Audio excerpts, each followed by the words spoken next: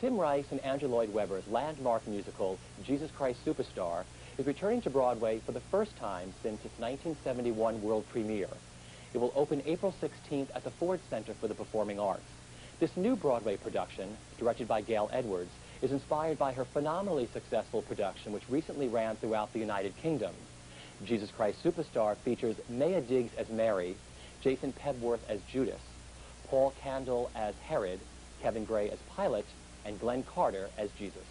There is not one of you who cannot win the kingdom. The slow, the suffering, the quick, the dead.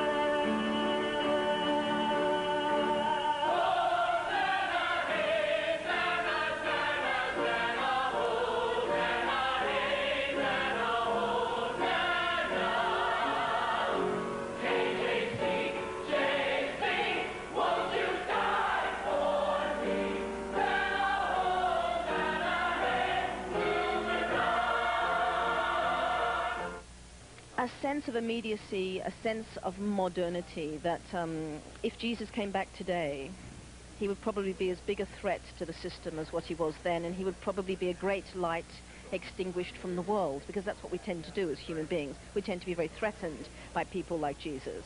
I also want it to be an event that an audience participates in as a piece of great drama, and the only way to do that is to create real characters that people care about. We go to the theatre to see real people coping in extraordinary situations.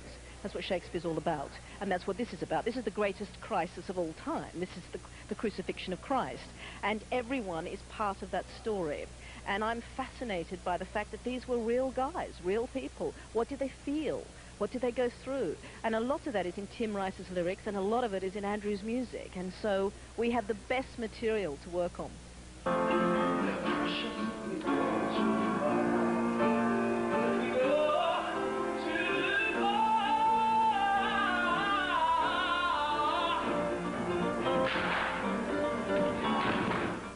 I think the show raises a lot of questions about what we really think about love and what we really think about friendship. And Judas, I think people tend to forget the fact that Judas wasn't this extra guy that showed up at the end and stabbed somebody in the back. This was a man who was one of the 12 chosen apostles that traveled with Jesus from city to city and ultimately into Jerusalem. And to have done that, there had to have been true love and a true understanding of the journey that he was on. I don't think he would have done this for 3 years knowing in the back of his mind, oh, hey, I think I'm going to kill somebody or I'm going to turn him in. So that's what we try to look into, and we investigate that, and we look into, we sort of dissect the myth of Judas, I think, the myth of what brought him to do what he did ultimately. Well, we've kind of tried to explore this together. I brought some ideas to it that were different, I understand, from the way Herod was approached before, and what we were trying to do is find the truth in it, which is what she's been trying to do in this entire process. Take each moment of this really rich story and find the truth in it, and the truth in each character. And so that's what we've been trying to do. The truth of a person who is the son of a great ruler, probably watched his father have a miserable life trying to manipulate power, and has insulated himself from everything awful and political, and enjoys his life. I think the piece is very political. I think the piece is very modern that way. And she has a very strong point of view about that, and about idolatry, and about the press, and about the way things work today. I think, you know, one of the things that she came to is, what would happen if this man was alive today? It's really that concept. What would happen to him if he walked in and appeared before Bill Clinton instead of before Pontius Pilate? How would he respond? What would he want to do? And I think that's sort of at the heart of the conflict. And also, I think at the heart of Gail's production is the question of who is really a villain here and who isn't. I don't think that she believes that Judas and Pilate and Herod are villains. More people caught in circumstance, which I think is much more interesting. It's an extraordinary production. It's totally unlike anybody else's production. I mean, this is not Your Father's Superstar. You'll never see another one like it. It's really quite extraordinary.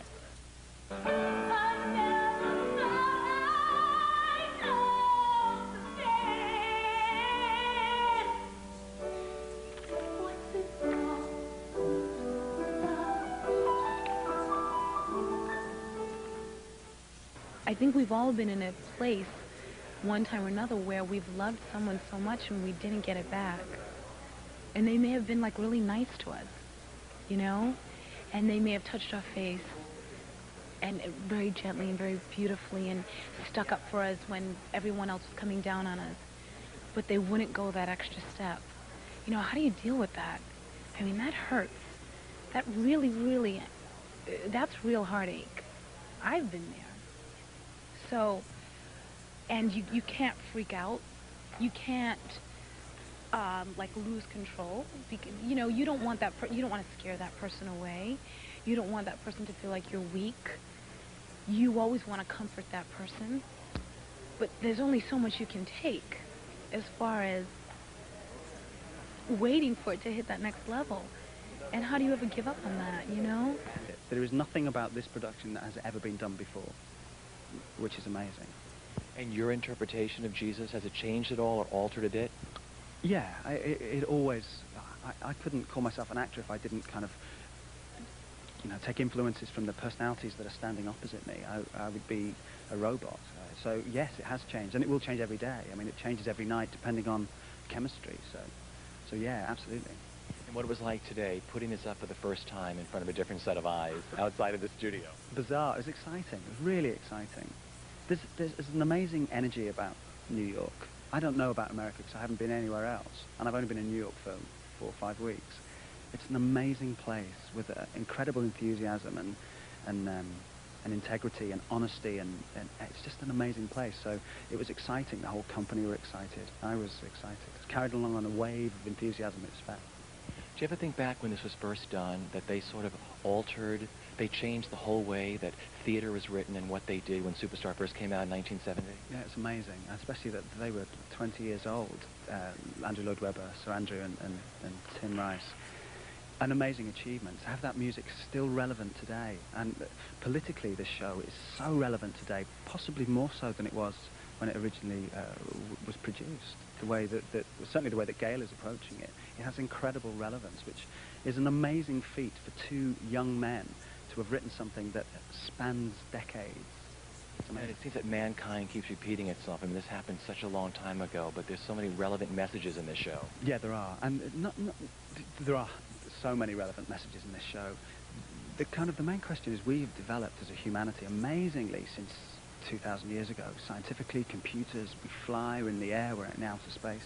But spiritually, how well have we developed? In regimes around the world, we are still destroying people, absolutely violating human beings because of their political view, because they do not want to conform to a way that they've been told to conform to.